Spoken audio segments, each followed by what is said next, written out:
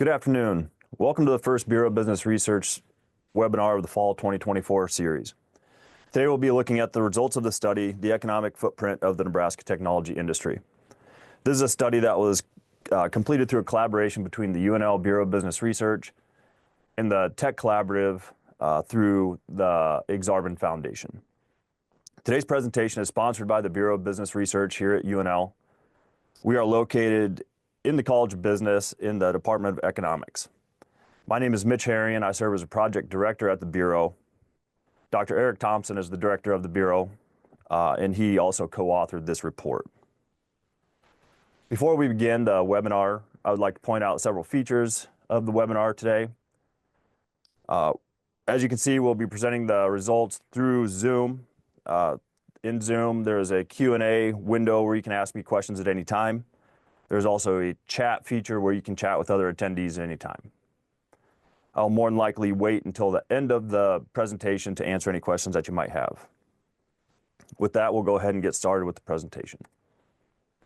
So the purpose of this study, again, funded by the Exarban Foundation, was threefold. First, we sought to determine the number of workers in technology occupations in Nebraska. To give you an idea of what these might be, so think of a software developer. A software developer is an occupation that can exist in businesses across industries. So a software developer might be employed by business in the manufacturing sector, financial sector, education, and so on and so forth. As you'll see, we'll just count the number of workers that work in these industries that we classify as technology related, or in these occupations that are technology related. Second, we sought to determine the number of workers in technology industries in Nebraska. So these are businesses that are classified as being technology related, and I'll explain more in a minute. So again, think about a business that is classified as a software publisher. So yes, those businesses will employ occupations that are classified as software developers, but they also include other occupations such as attorneys, accountants, managers, and so on and so forth. So a wide range of occupations will be employed by a business categorized as a software publisher in this case. Third, using the counts of the number of employees in technology industries, we will present to you some economic estimates, impact estimates of how the technology industry impacts the economy here in the state of Nebraska. To do this, we use InPlan, which is a common piece of software that is commonly used for analyses such as these. Before presenting the results of the study, I just wanted to mention a few methodological issues that we had to take care of or that are worthy of mention. First and foremost was the determination of what constitutes a technology occupation or a technology industry. There may be disagreement among experts of what occupations or industries should be included or considered technology-centric. Rather than making our own determination of what these things are, we look to the literature. Specifically, we look to Computing Technology Industry Association reports, Cyber States report that they put out each year, most recently in 2023. So this report, again, it identifies those occupations in those industries that they believe are related to the technology sector in the United States. And for occupations, we look at Standard Occupational Classification Codes, so SOC codes. And for industries, we look at North American Industry Classification System codes, or NAICS codes.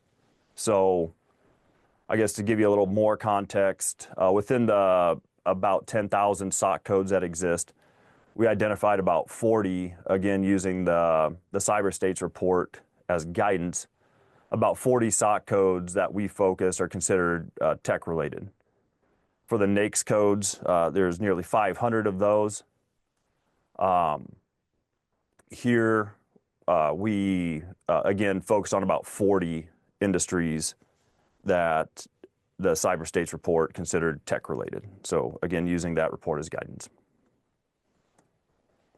So once we determined what SOC codes are relevant, what NAICS codes are relevant, it was time to go find the relevant data To do this, we primarily relied on Bureau of Labor Statistics data, specifically occupational employment and wage statistics data. Again, these provide data on occupations that are relevant to us for this study. These data are collected through survey methodologies throughout the United States. The BLS quarterly census of employment and wages data, QCEW data, these are derived from administrative state data from unemployment insurance claims. And this gives us information on industry employment. Third, we relied upon the Bureau of Labor Statistics National Employment Matrix.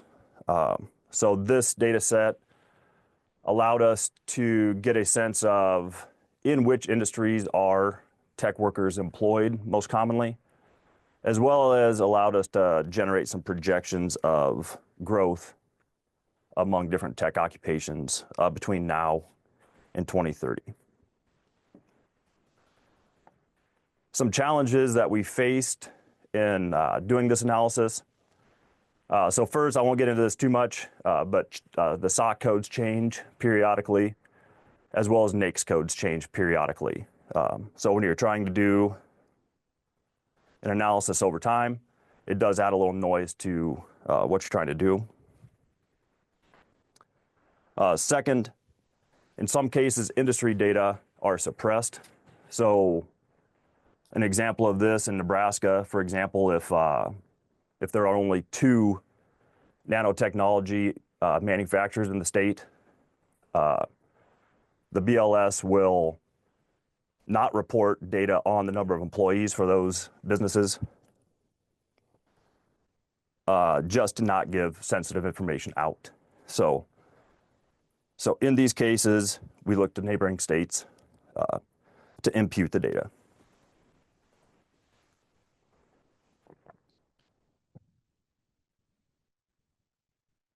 Okay. To get into our results, we first present data on technology occupations. So this graph shows the number of workers in tech occupations in the state of Nebraska over time. So as the graph shows, there are currently about 50,000 workers in technology occupations in the state. This is up from about, from 2019, up about 800 employees.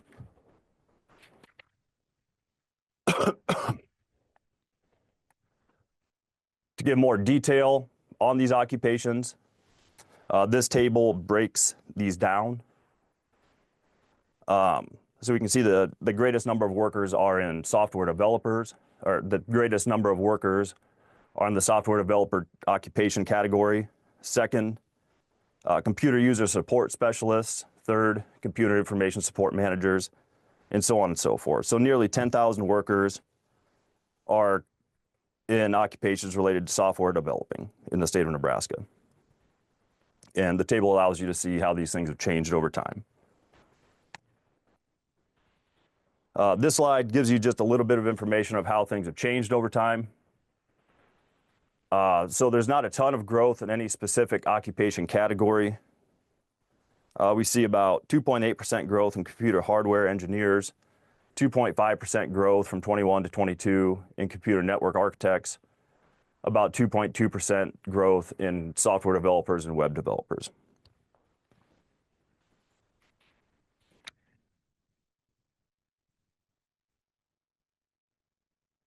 So where do tech workers, in what industries are tech workers most commonly employed? So this table allows us to get at that question a little bit.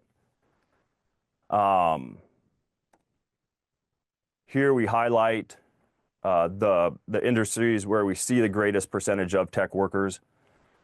First is the information sector, where about 33% of workers are employed in technology occupations. Professional, scientific, and technical services, about 23.4% of workers are employed in tech occupations. Management, about 17%. And utilities and manufacturing, a smaller yet somewhat substantial percentage of workers are considered tech workers in those industries. Again, this table's a little busy, but just to highlight some things here. This gives us the total number of workers working, not just percentages as I showed in the last slide, but the total number of workers employed in tech occupations within these industries. So we can see a fairly large number of workers in the professional, scientific, and technical services industry. So in 2022, about 11,835 workers, tech workers working in that industry.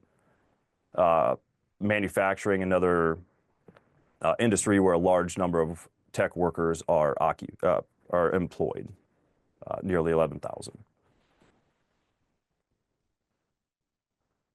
I just highlighted these two industries, so finance and insurance and management of companies and enterprises.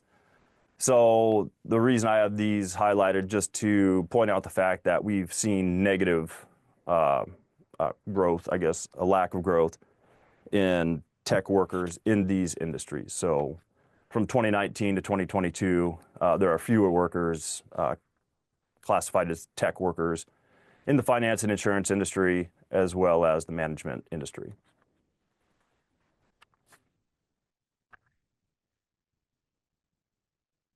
And I mentioned the National Employment Matrix a few moments ago. Again, that data set was used to not only identify where tech workers are employed and what industries those tech workers are employed, but it allowed us also to project forward to see where tech workers are most likely to be employed, in this case in 2030. So just a couple of things to point out. So in the information sector, we're expected to see 3% growth between 2023, it says 2023 and 2030. So about 3% growth in the number of tech workers there. About 2.2% growth in professional, scientific, and technical services, and about 1.1% growth in the management industry. So moving now to looking at workers in the technology industries. So again, we are focused on about 40 categories of NAICS codes out of the hundreds and hundreds that exist to find the number of workers working for businesses in these classified in these industries. So looking at the table, we can see there's about a growth of about 3,000 workers in these industries or in these businesses classified as technology related.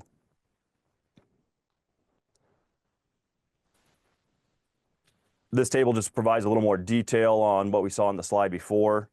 So within that 36,534 employees working for tech-related businesses, about 6,100 of those employees are working for businesses classified as engaged in custom computer programming services, about 6,000 working for businesses classified as engineering services, about 6,000 working for software publishers, and another 5,500 or so working for businesses classified as computer systems design services.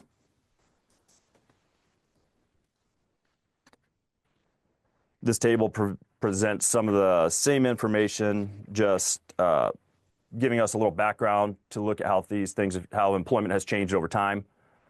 So within custom computer programming services, we saw a growth of about 600 workers from 2019 to 2022, so over 10% growth there. Engineering services, similar growth, about 600 workers, not quite. And as I mentioned earlier, our NAICS codes change over time, our SOC codes change sometimes over time. So software publishers who currently employ the third greatest number of workers in relation to the other tech-related businesses in Nebraska, as of 3 years ago, due to some changes in NAICS codes classifications. You can see there's a large change there from 2019 to 2022. But that does not mean we've seen a growth of 4,000 workers in that industry. It just means that some businesses have been classified in different categories over time, is all we're seeing there. It's important to acknowledge that there are a fair number of businesses that are classified as non-employer establishments. So these are businesses with no paid employees other than the owner or owners of the establishment. This data set is derived from IRS records. So these are tax-paying businesses. So these are businesses, I believe, that have over $1,000 of income in a year. So this National Employer Establishments data set allows us to, it provides data at the state level, county level. For our purposes, looking at data at the state level, we were able to estimate the number of non-employer establishments that exist in these various NAICS codes that I've been discussing.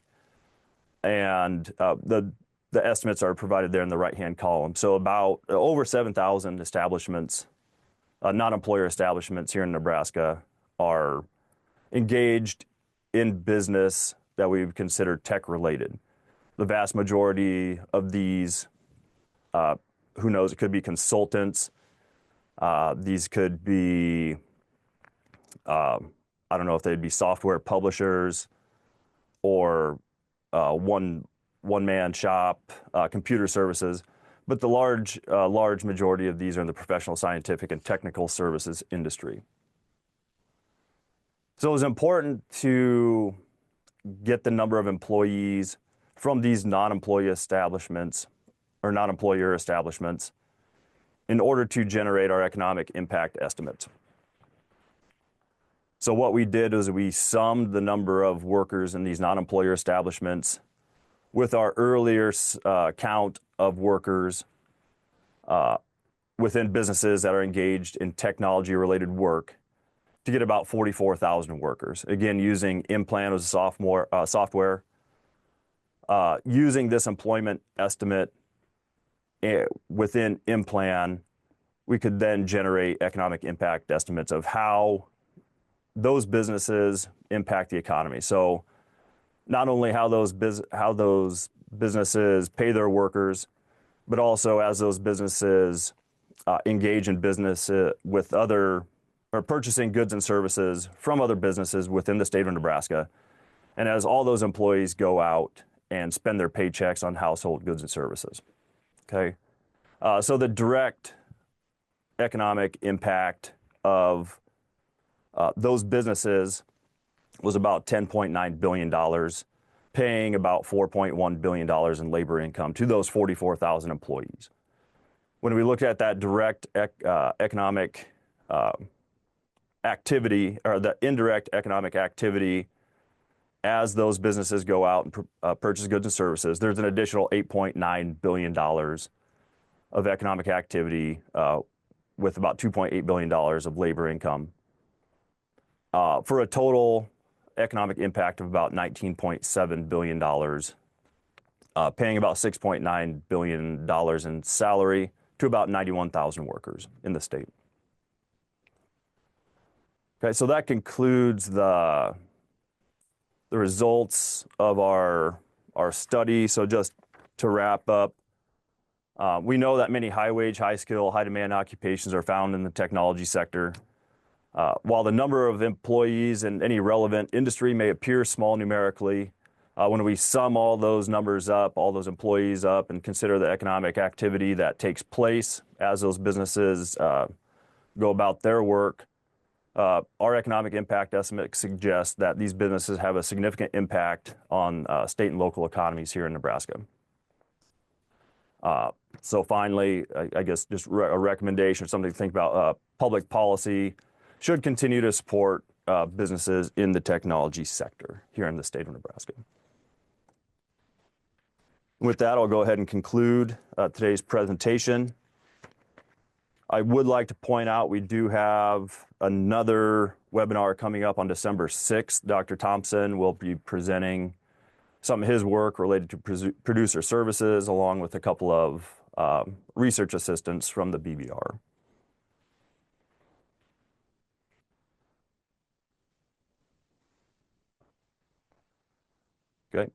Not seeing any questions at this point.